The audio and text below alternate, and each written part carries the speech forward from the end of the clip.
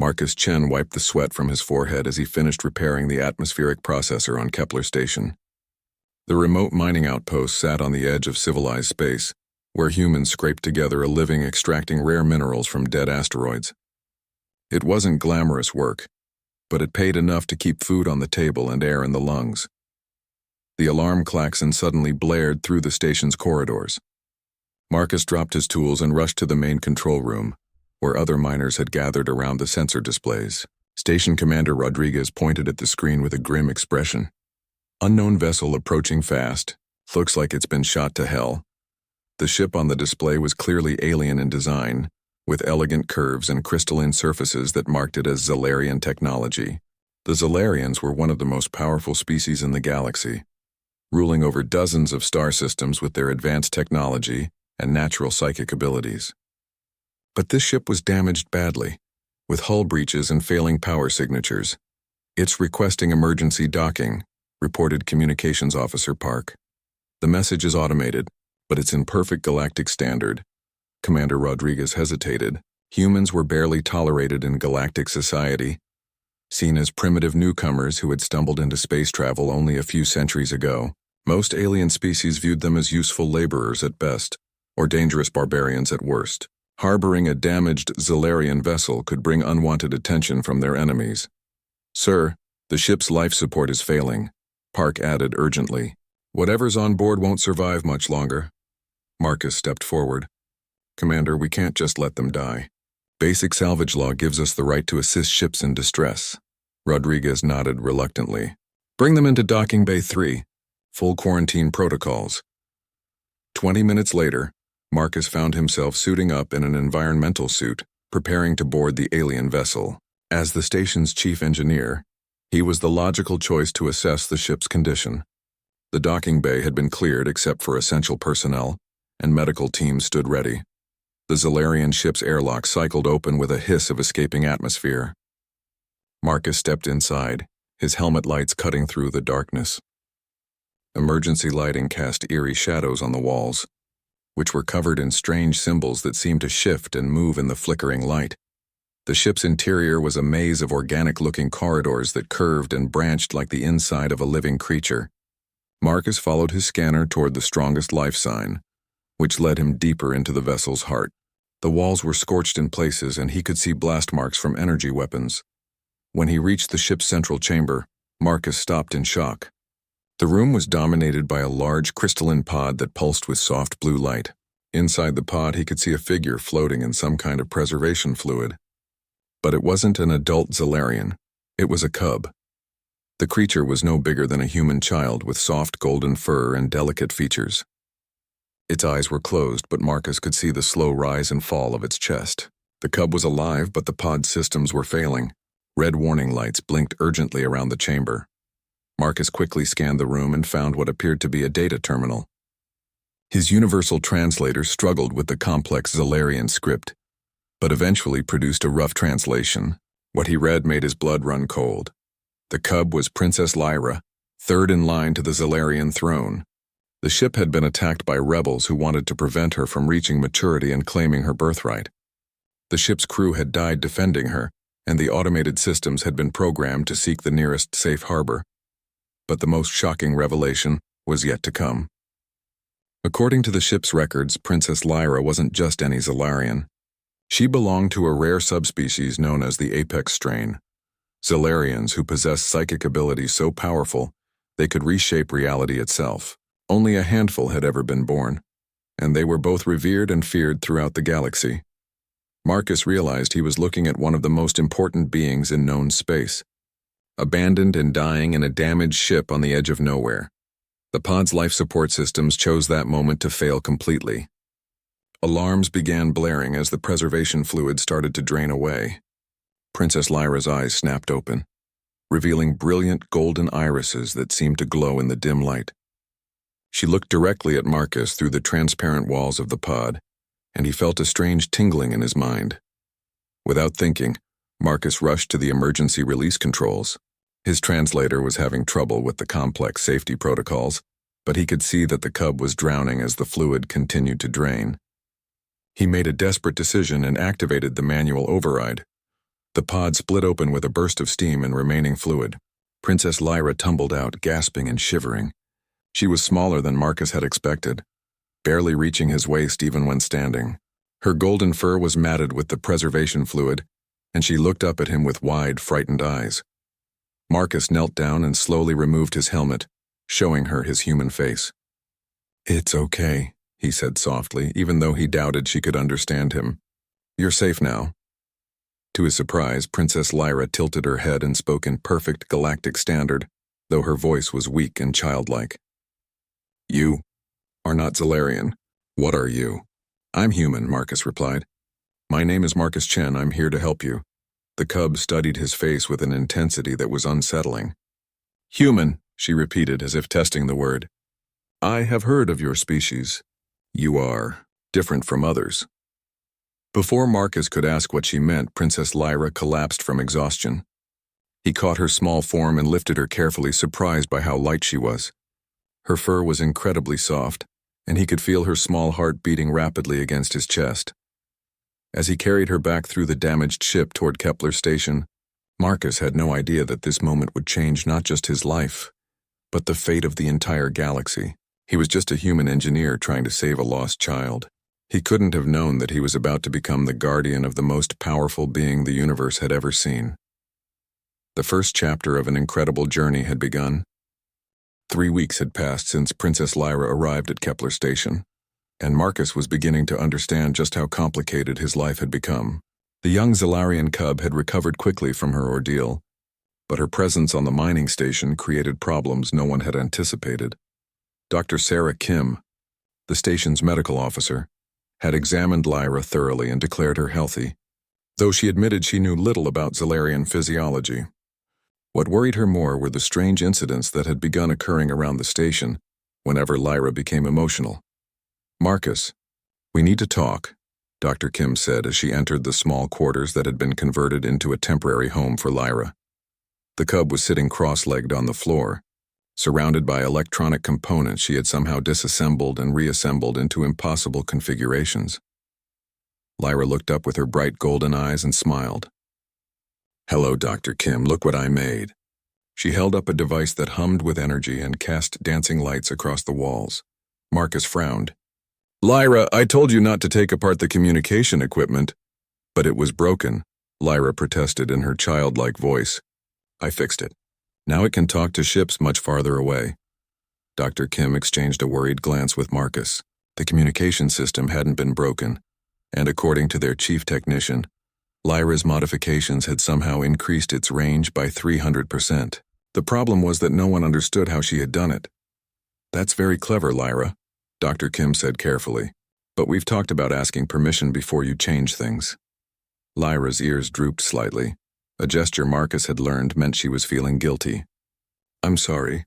I just wanted to help. Everything here is so simple, like building blocks for babies." This was another problem they faced.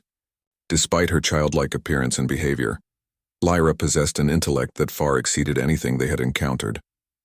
She learned human languages in days, mastered complex engineering concepts in hours, and seemed to understand scientific principles that human scientists were still debating. But more troubling were the psychic incidents. When Lyra had nightmares, electronics throughout the station would malfunction. When she was happy, plants in the hydroponics bay grew faster and stronger.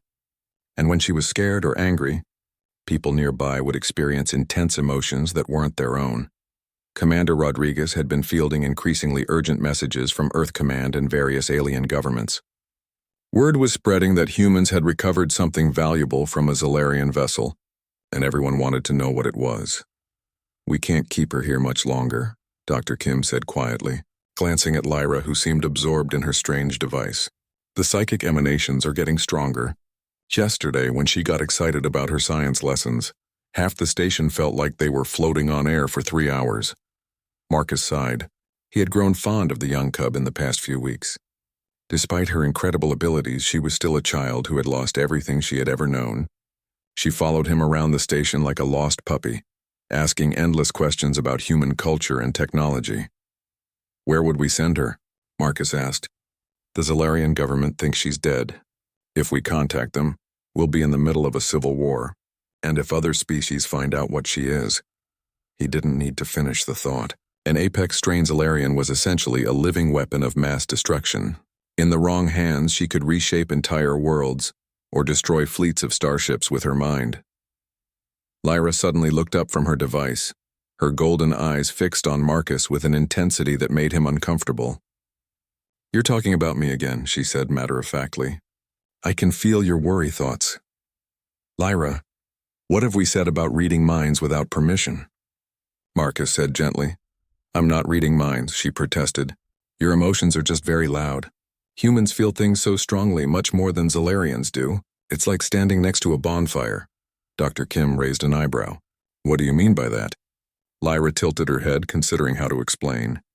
"Zalarians think with cool, quiet minds. We control our emotions carefully because strong feelings can be dangerous for our kind. But humans, you burn with passion for everything. Love, anger, curiosity, fear. It's beautiful and terrifying at the same time." Marcus knelt down to Lyra's level. "Is that why you like being around humans? Because we're different?" "Yes," Lyra said simply. "But also because you saved me when you didn't have to. The ship's computer told me that humans are considered a minor species. Most galactic powers wouldn't risk their safety for one Zalarian cub, especially one whose existence could cause political problems. But you did," she continued, looking directly at Marcus. "You risked everything to save someone you didn't even know. That's not logical behavior." "Maybe not," Marcus admitted. "But it was the right thing to do." Lyra smiled, and for a moment the air around them seemed to shimmer with golden light. "That's what makes humans special. You don't always do what's logical. You do what's right." The moment was interrupted by the station's alert system. Commander Rodriguez's voice echoed through the corridors. "All personnel to stations. Unknown fleet approaching. They're requesting permission to dock." Marcus felt his heart sink. Through the small porthole in Lyra's quarters, he could see a formation of sleek ships approaching Kepler Station. They weren't human vessels, and they definitely weren't friendly miners. "Lyra," he said urgently, "I need you to hide. Can you do that for me?" The young cub nodded seriously, her playful demeanor vanishing. "Yes, Marcus, Guardian. I understand." As Marcus rushed toward the command center, he heard Lyra whisper something behind him in the Zalarian language. The air seemed to thicken for a moment, and then everything was quiet. When he reached the command center, Commander Rodriguez was staring at the display screens with a puzzled expression. "That's impossible," the commander muttered. "What's wrong?" Marcus asked. "The ships were right there a minute ago," Rodriguez replied. "But now our sensors can't find them anywhere. It's like they just vanished." Marcus glanced back toward the corridor leading to Lyra's quarters. He was beginning to understand that his young charge was far more powerful than anyone had realized. And if alien fleets were already searching for her, their quiet life on Kepler Station was about to become very complicated indeed. The galaxy was a dangerous place for a lost princess, but Marcus was determined to protect her no matter what it cost him. 6 months after Lyra's arrival, Kepler Station had become something unprecedented in human space, a fortress hidden in plain sight. The young Zalarian princess had grown both physically and mentally, but more importantly, her psychic abilities had developed at an alarming rate. Marcus watched from the observation deck as Lyra practiced her newest skill in the station's converted cargo bay. With intense concentration, she lifted a 2-ton mining robot using nothing but her mind, rotating it slowly in the air while simultaneously rewiring its circuits with tendrils of golden energy that flowed from her fingertips. "Impressive," said Dr. Elena Vasquez, the xenopsychologist who had arrived 3 months ago on a supply ship. Earth Command had finally sent someone qualified to study Lyra, though they had no idea what they were really dealing with. "Her telekinetic abilities have increased by roughly 400% since my last measurements." Marcus frowned. "Is that normal for her species?" "Nothing about Princess Lyra is normal," Dr. Vasquez replied. "Standard Zalarians develop their psychic abilities gradually over several decades. Apex strain individuals are supposed to be more powerful, but the historical records suggest their abilities stabilized in childhood. Lyra's powers are still growing and at an exponential rate." In the cargo bay below, Lyra gently set the mining robot down and clapped her hands together. The machine immediately began moving with smooth, efficient motions that its original programming had never achieved. She had somehow optimized its neural networks just by touching it with her mind. Marcus Guardian, Lyra called out happily, using the title she had given him months ago. Did you see? I taught robot friend how to dance. The mining robot performed a surprisingly graceful pirouette, its heavy metal limbs moving with impossible elegance. Several human workers who had been watching broke into applause, and Lyra beamed with pride. But Marcus noticed something troubling. The robot's movements weren't just improved. They were fundamentally different. Lyra hadn't just reprogrammed it. She had somehow changed its basic nature. The machine now moved like a living creature rather than a mechanical device. Dr. Vasquez, Marcus said quietly. What exactly is she doing to those machines? The xenopsychologist consulted her tablet, reviewing the sensor data. According to these readings, she's not just manipulating matter and energy. She's rewriting the quantum structure of objects at the molecular level. In simple terms, she's changing what things fundamentally are. Marcus felt a chill run down his spine. You mean she's altering reality itself? That's one way to put it, Dr. Vasquez confirmed. The legends about apex-strain Zalarians spoke of individuals who could reshape space and time, but most scholars believed those stories were exaggerated. Princess Lyra is proving that the legends were actually understatements. Their conversation was interrupted by an urgent announcement from the command center. All senior staff to the briefing room immediately. Priority Alpha message from Earth Command. Marcus and Dr. Vasquez exchanged worried glances. Priority Alpha meant either very good news or very bad news. And given their current situation, Marcus suspected it wasn't good. In the briefing room, Commander Rodriguez activated the secure holographic display. Admiral Chen, Marcus's distant cousin and one of Earth's most senior military officers, appeared as a flickering blue image. People of Kepler Station, Admiral Chen began without preamble. We have a problem. 3 days ago, a draconian battle fleet destroyed the mining colony at Alpha Centauri. They left only one survivor who delivered a message to Earth Command. The hologram shifted to show the recording. A battered human colonist spoke with obvious terror. They're looking for something the humans are hiding. A Zalarian weapon of some kind. They said they'll destroy every human settlement until they find it. Marcus felt his blood turn to ice. The Draconians were one of the most aggressive species in the galaxy, essentially spacefaring dragons with technology nearly as advanced as the Zalarians. If they were willing to commit genocide to find Lyra, the situation had become far more serious than anyone had imagined. Furthermore, Admiral Chen continued, our intelligence sources indicate that at least 4 other major powers are also searching for this supposed weapon. The Crystalline Collective, the Hive Worlds, the Machine Union, and even rogue elements within the Zalarian Empire itself. Commander Rodriguez spoke up. Admiral, what are your orders? Officially, Earth Command has no knowledge of any Zalarian weapon in human space, Admiral Chen replied carefully. Unofficially, if such a weapon exists, it needs to be protected at all costs. The survival of humanity may depend on it. The transmission ended, leaving the room in tense silence. Marcus realized that everyone was looking at him. Word had spread through the station that he had become Lyra's primary caretaker, though most people still didn't know exactly what she was. Marcus, Commander Rodriguez said quietly, we need to discuss our options. Before Marcus could respond, the lights in the briefing room suddenly dimmed. A familiar golden glow began emanating from the walls themselves, and Princess Lyra's voice echoed from nowhere and everywhere at once. Marcus Guardian, there are bad think ships coming, many of them. They want to hurt our home place. Marcus looked up at the ceiling. Lyra, where are you? I am in the walls now, her voice replied, sounding both childlike and ancient. I can feel their metal thoughts from very far away. They have weapons that could break our station. Should I make them go away? Dr. Vasquez grabbed Marcus's arm. The quantum readings are off the charts. She somehow interfaced directly with the station's systems. I think she's becoming part of the structure itself. Lyra, Marcus said carefully, can you come back to your regular body? We need to talk. Yes. Marcus Guardian. The golden glow faded, and moments later, Lyra walked into the briefing room through the sealed doors, apparently having passed through solid metal as if it were air. She looked exactly as she had 6 months ago, still appearing to be a child despite her growing powers, but her golden eyes now held depths that seemed infinite, and the air around her shimmered with barely contained energy. The bad think ships will be here in 7 days, she said matter-of-factly. They have weapons that can crack planets. But I can protect our home place if you want me to. Commander Rodriguez swallowed hard. How would you do that, Princess? Lyra tilted her head thoughtfully. I could make their ships forget how to fly. Or I could ask the stars to shine brighter and burn their metal skin. Or I could fold the space around our home place so they can't find us anymore. The adults in the room exchanged stunned looks.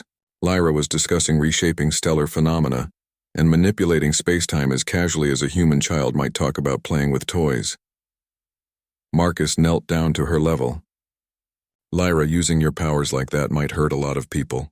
Yes, she agreed sadly. But they want to hurt my Marcus Guardian and all the kind humans who saved me. I cannot let that happen. For the first time since rescuing her, Marcus truly understood what he had taken responsibility for. Princess Lyra wasn't just a lost child with unusual abilities. She was evolving into something that could reshape the galaxy itself, and she had chosen him as her moral compass. The weight of that responsibility was staggering, but as he looked into her trusting golden eyes, Marcus knew he couldn't abandon her now. Whatever was coming, they would face it together. The enemy fleet arrived exactly when Lyra had predicted, dropping out of hyperspace like a swarm of metallic predators. Marcus stood in the station's command center, watching the tactical display with growing dread. 47 ships of various designs surrounded Kepler Station, representing a coalition of alien powers that had never worked together before.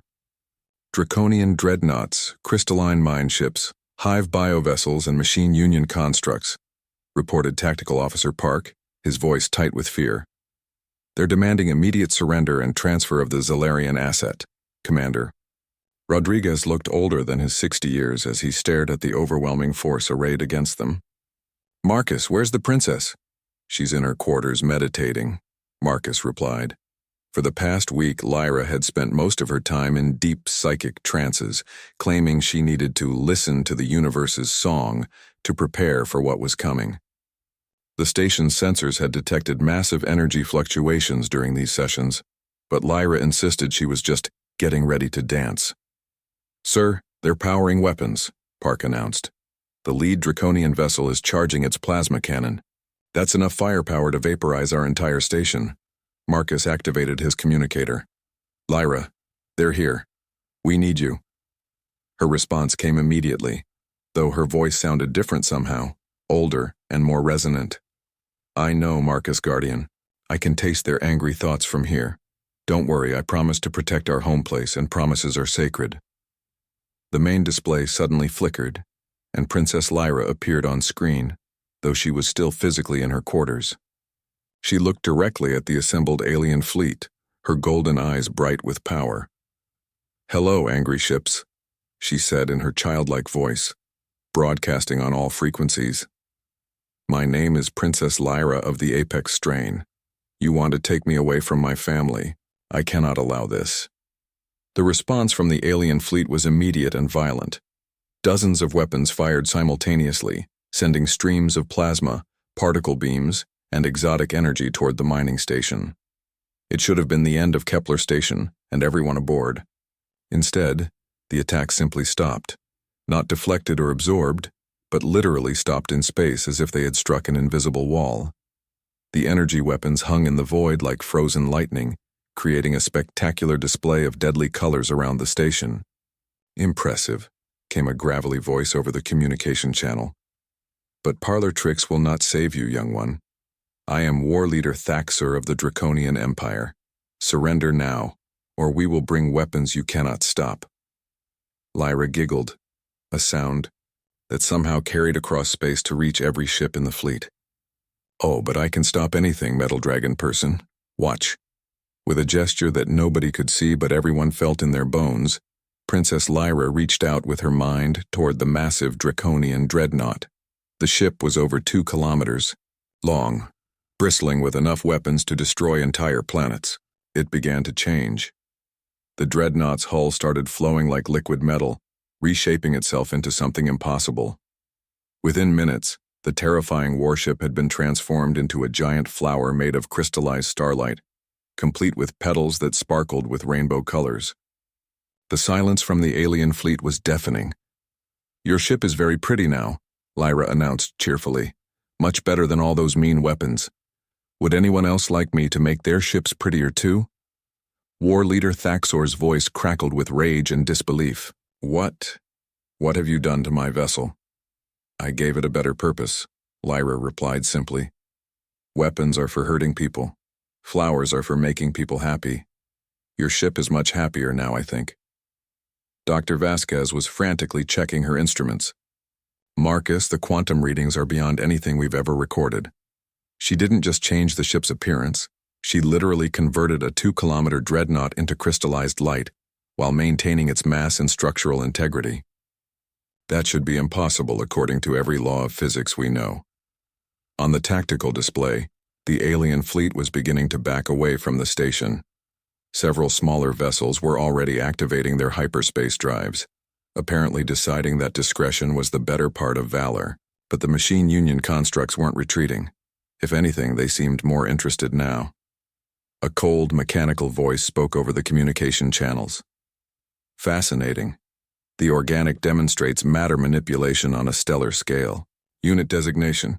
Princess Lyra, you would be valuable for our research. Compliance is mandatory. 3 massive Machine Union ships began advancing on the station, their hulls opening to reveal swarms of smaller robotic vessels. Unlike the other aliens, the machines seemed genuinely excited by Lyra's display of power. Oh, the metal think ships want to study me, Lyra said with interest. That's very rude. Marcus Guardian taught me that taking people without permission is wrong. The advancing robot swarm suddenly stopped moving.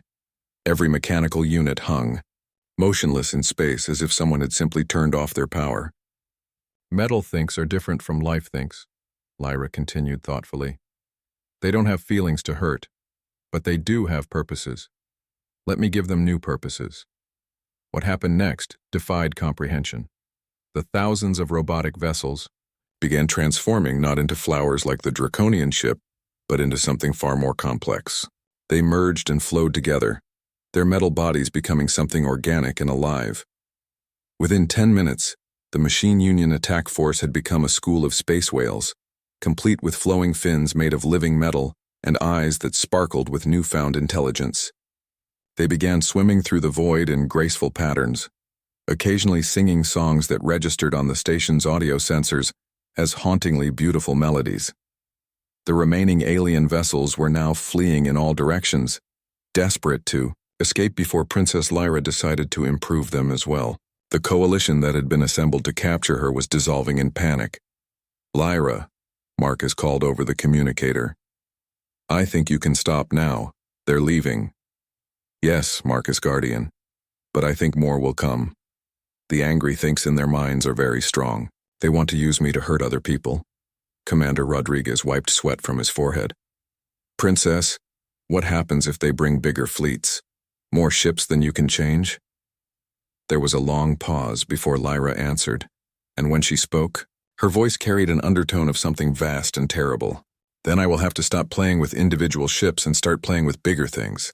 Stars are very good at making bad ships go away, and black holes are even better. Marcus felt a chill run down his spine. Princess Lyra was still growing, in power, and she was starting to think on cosmic scales. The child he had rescued was becoming something that could reshape the galaxy itself. But she was still his responsibility, still the lost cub who had trusted him to keep her safe.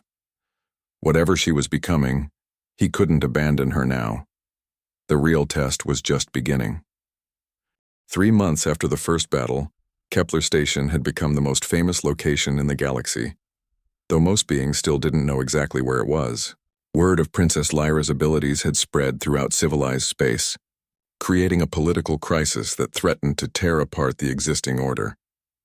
Marcus stood in the station's newly expanded observatory, watching as Lyra practiced her latest skill. She was sitting cross-legged in space itself, protected only by a shimmering field of golden energy. Around her, asteroids danced in complex patterns, while she simultaneously conducted 3 different conversations through psychic links with beings on distant worlds. The Galactic Council has demanded another emergency session, Dr. Vasquez reported as she joined Marcus at the observation window. This will be their 5th meeting this month about the Kepler Station situation. Marcus sighed. The political fallout from Lyra's demonstration had been more chaotic than anyone could have predicted. The transformation of the draconian dreadnought into a crystal flower had become legendary, inspiring everything from religious movements to scientific expeditions.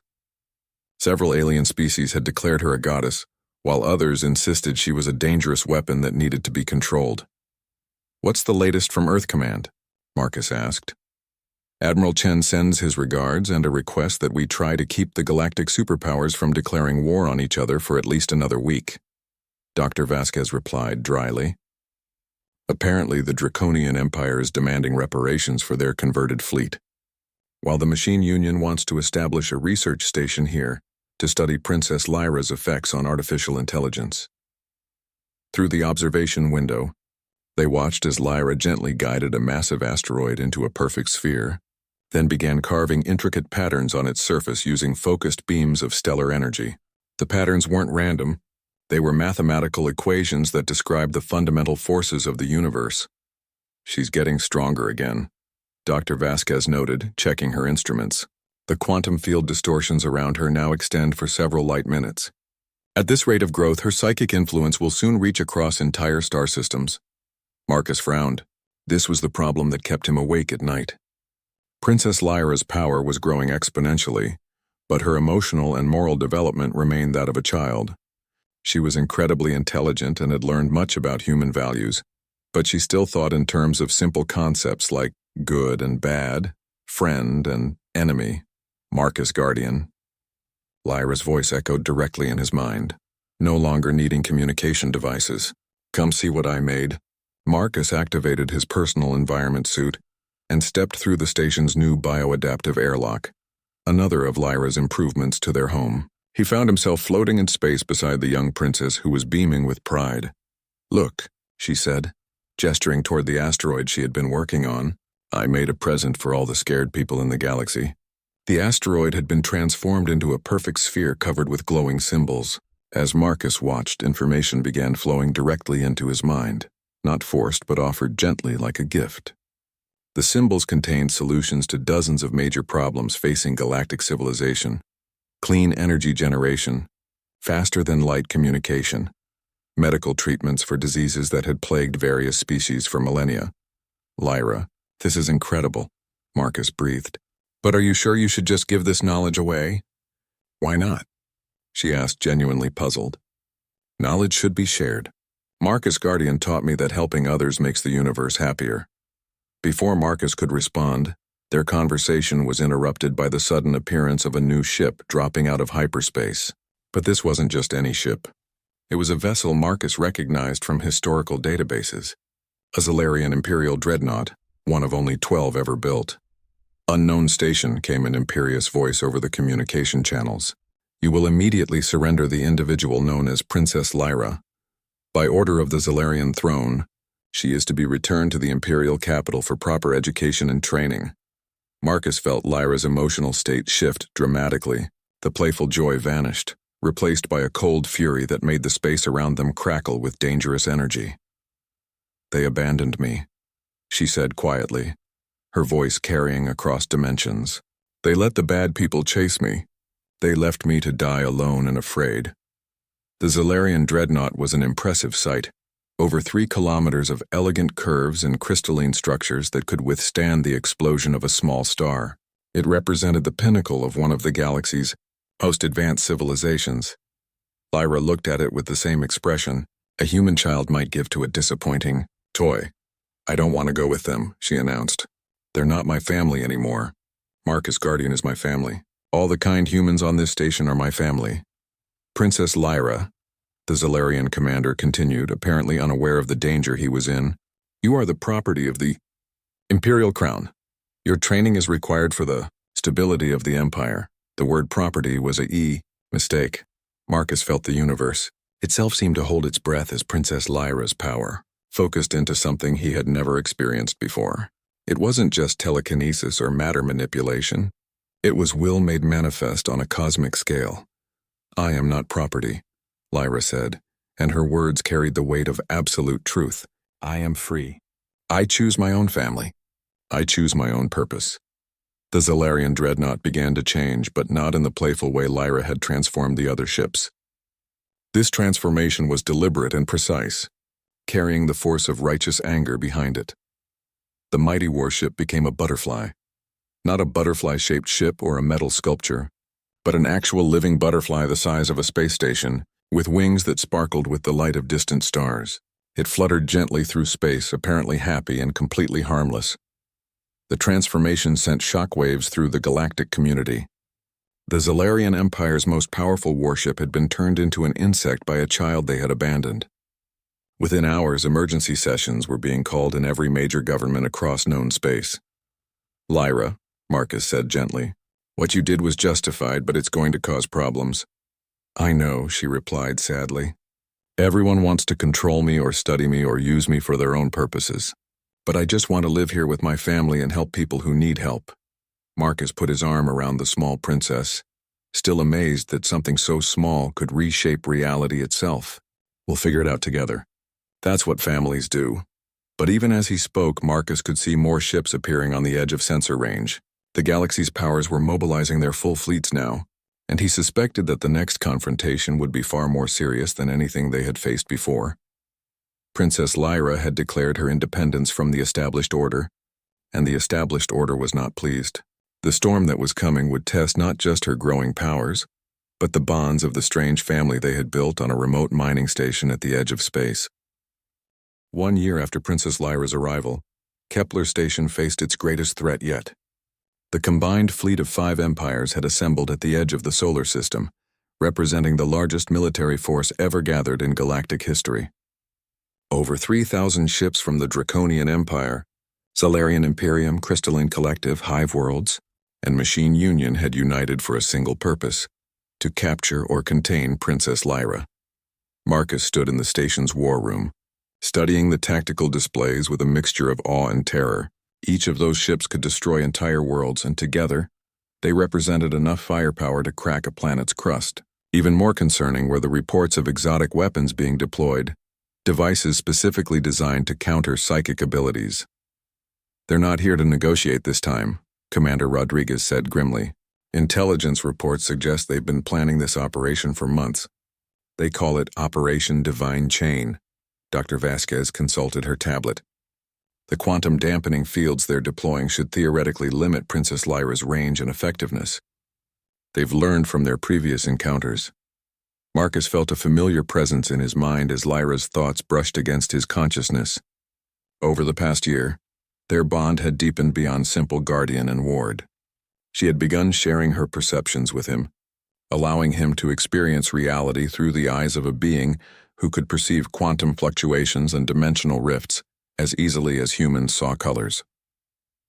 "Marcus, Guardian," Lyra's voice whispered in his mind, "they bring cage fields and pain weapons. They want to make me small and quiet. Can you break through their defenses?" Marcus asked silently.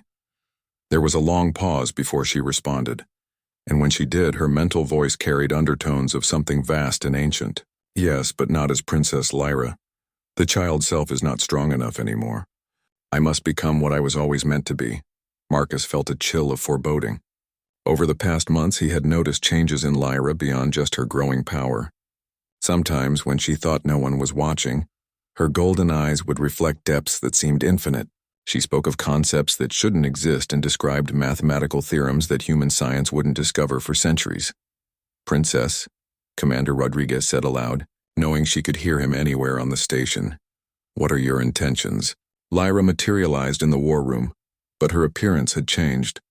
She was taller now, no longer appearing as a small child but as a young teenager. Her golden fur had deepened to the color of starlight and her eyes held galaxies. "The cage builders do not understand what they face," she said, her voice carrying harmonics that made the air itself vibrate. "They see a child to be controlled, a weapon to be claimed. They do not see the Stormbringer, the reality shaper, the one who dances between the stars." Dr. Vasquez's instruments began registering readings that shouldn't have been possible. "Princess, your quantum signature is, it's approaching the theoretical maximum for stable matter. What's happening to you?" Lyra smiled, and the expression held both infinite kindness and terrible power. "I am becoming what I was born to be, Science Mother Vasquez. The apex strain was never about enhanced psychic abilities. We are the universe's way of ensuring evolution continues, even when it threatens to stagnate. The tactical display suddenly lit up with new contacts. The combined fleet was beginning its final approach, their quantum-dampening fields creating ripples in space-time that registered on every sensor. 5 minutes to weapons range, reported Tactical Officer Park. They're broadcasting on all frequencies, demanding unconditional surrender. Marcus looked at Lyra, seeing in her transformed features the echo of the frightened cub he had rescued over a year ago. Despite everything that had changed, she was still the lost child who had trusted him to keep her safe. "What do you need from us?" he asked simply. "Just what you have always given me, Marcus Guardian," Lyra replied. "Love, trust. The knowledge that someone believes I can choose to be good rather than terrible." She moved to the center of the war room and closed her eyes. The air around her began to shimmer with golden light that seemed to come from dimensions beyond normal space. When she spoke again, her voice carried across the entire solar system. "Attention, ships of the combined fleet. I am Princess Lyra of the Apex strain, but I'm also something more. I am the daughter of humans who chose compassion over fear, who saved a lost child when they had nothing to gain and everything to lose." The space around Kepler Station began to change. Reality itself seemed to flow like liquid as Lyra's power reached its full potential. The quantum-dampening fields that the alien fleets had deployed simply ceased to exist, not destroyed but edited out of reality as if they had never been built. "You came here with chains to bind me, with cages to contain me, but I'm not a weapon to be controlled or a prize to be claimed. I am evolution itself, and I choose to evolve beyond your narrow definitions of power." What happened next would be remembered in galactic history as the day the universe danced. Princess Lyra didn't attack the combined fleet or transform their ships into harmless objects. Instead, she did something far more profound. She made them understand. Every being in the assembled fleet suddenly experienced what Lyra experienced: the interconnectedness of all life, the beauty of consciousness in all its forms, the tragic waste of endless conflict between species that could instead be exploring the infinite wonders of existence together.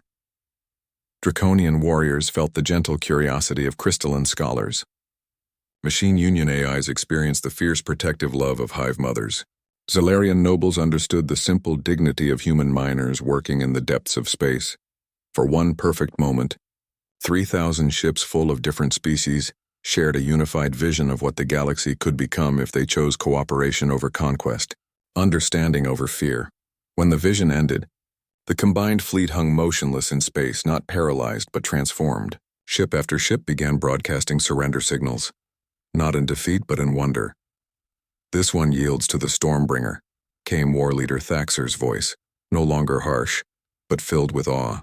"Your power is beyond challenge, but your wisdom is beyond our understanding. We withdraw not in fear, but in recognition of our own ignorance." Similar messages came from the other fleet commanders. The largest military force in galactic history was retreating, not because they had been defeated, but because they had been enlightened. As the ships began departing, Lyra turned to Marcus with exhaustion clear in her transformed features. "It is done, Marcus Guardian. They will not return with weapons, but others will come, drawn by curiosity rather than conquest." Marcus put his arms around her, amazed that despite her cosmic power, she still sought comfort like any child who had been pushed beyond her limits. "You did the right thing," he said softly. "You could have destroyed them all, but you chose to teach them instead." "Because that is what you taught me," Lyra replied, her voice small and tired. "That the strongest choice is always the choice to help rather than harm." As the combined fleet disappeared into hyperspace, Marcus realized that Princess Lyra had become something unprecedented in galactic history. A being of godlike power who chose to use that power for protection and education rather than conquest. The frightened cub he had rescued had grown into the galaxy's teacher, and somehow she still called him guardian. 5 years had passed since the day the universe danced, and the galaxy had transformed beyond recognition. Kepler Station, once a lonely mining outpost, had become the unofficial capital of what historians were already calling the new galactic era. Ships from hundreds of species arrived daily, not as conquerors or traders, but as students seeking to understand the wisdom that Princess Lyra had shared. Marcus, now bearing the official title of Ambassador Guardian, stood on the observation deck of the station's newest edition, a massive crystalline structure that served as a meeting place for the emerging Galactic Cooperation Council. Through the transparent walls, he could see representatives from dozens of species working together on projects that would have been impossible just years before. Draconian engineers collaborated with human inventors to develop new forms of clean energy. Crystalline philosophers debated ethics with Zolarian scholars, while hive biotechnicians shared their knowledge with machine union researchers. The prejudices and conflicts that had defined galactic politics for millennia were slowly dissolving under the influence of shared understanding. The morning council session went well, reported Dr. Vasquez, now serving as Director of Interspecies Relations. The Andorian Republic has agreed to share their medical technology with the Outer Rim colonies, and the trade union is establishing new shipping routes that bypass the old territorial disputes.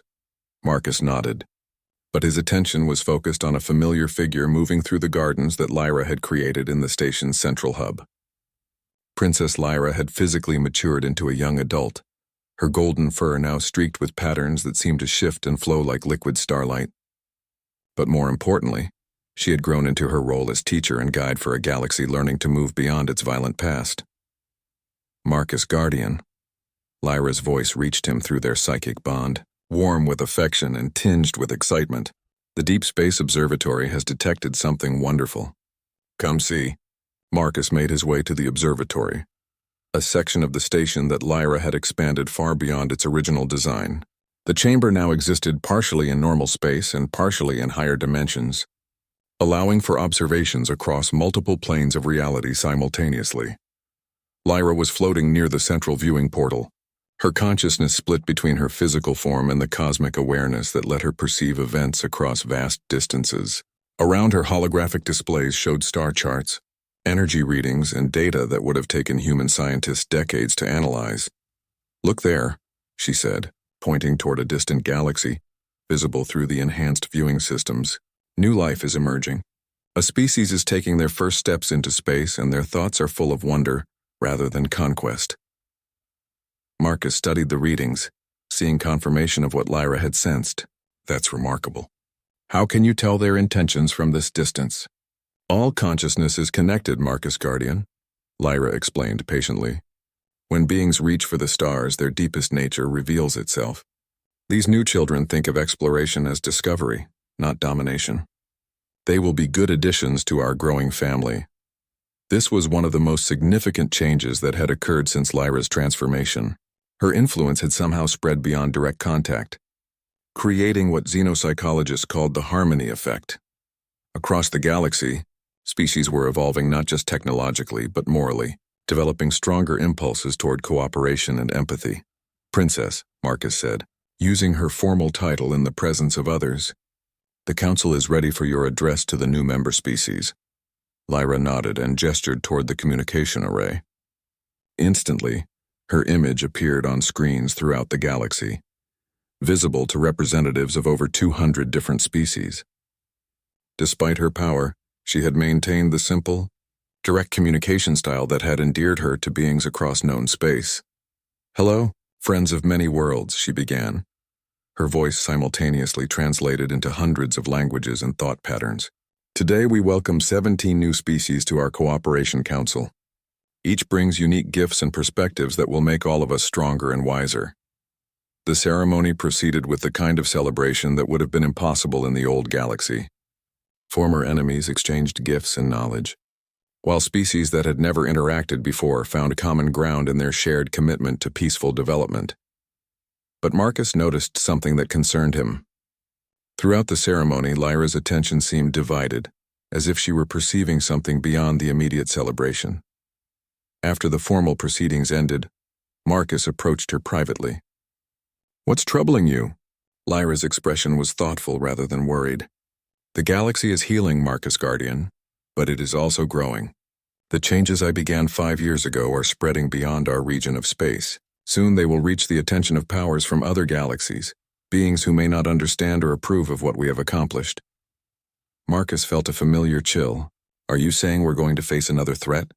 Not a threat exactly, Lyra replied carefully, but a test. The universe is vast beyond imagination, and not all of its inhabitants have chosen the path of cooperation. Some ancient powers view what we have built here as dangerous instability, a disruption of orders they have maintained for millions of years. Before Marcus could respond, alarms began sounding throughout the station.